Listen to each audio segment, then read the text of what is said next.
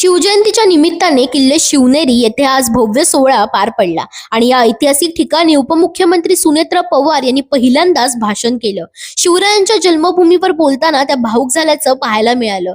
आयुष्यातील कठीण प्रसंगात उपमुख्यमंत्री पदाची शपथ घेताना त्यांच्या डोळ्यासमोर राजमाता जिजाबाई उभ्या होत्या, अशी भावना त्यांनी व्यक्त केली। जिजाऊंनी केवळ छत्रपती शिवाजी महाराजांना जन्म दिला नाही, तर त्यांना स्वराज्याची जाणीव, संस्कार आणि संकटांशी दोन हात करण्याची ताकद दिली, असं त्या म्हणाल्या।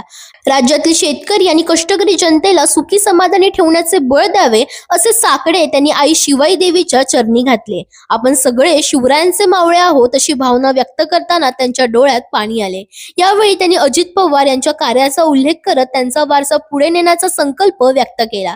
तसेच ज्योतिराव फुले, शाहू महाराज आणि डॉक्टर बाबासाहेब आंबेडकर यांच्या विचारांप्रती निष्ठा कायम ठेवण्याचे आश्वासन दिले। शिवनेरीसह राज्यातील ऐतिहासिक स्थळांच्या जतन आणि विकासासाठी सरकार कटिबद्ध असल्याचेही त्यांनी स्पष्ट केले। पहाटेपासूनच गडावर हजारो शिवभक्त उपस्थित होते। जय भवानी जय शिवाजीच्या घोषणांनी वातावरण दुमदुमून गेले। या कार्यक्रमासाठी मुख्यमंत्री देवेंद्र फडणवीस, उपमुख्यमंत्री एकनाथ शिंदे यांच्यासह अनेक मान्यवर उपस्थित होते। मंत्री शंभूराज देसाई आणि आशिष शेलार यांनीही छत्रपतींना अभिवादन केले। शिवजयंती निमित्त गडावर विशेष सजावट, फुलांची आरास आणि रोषणाई करण्यात आली होती। राज्यभरातून आलेल्या नागरिकांच्या उपस्थितीमुळे शिवनेरीवर आज उत्साह आणि भावनेचं अनोखं चित्र पाहायला मिळालं।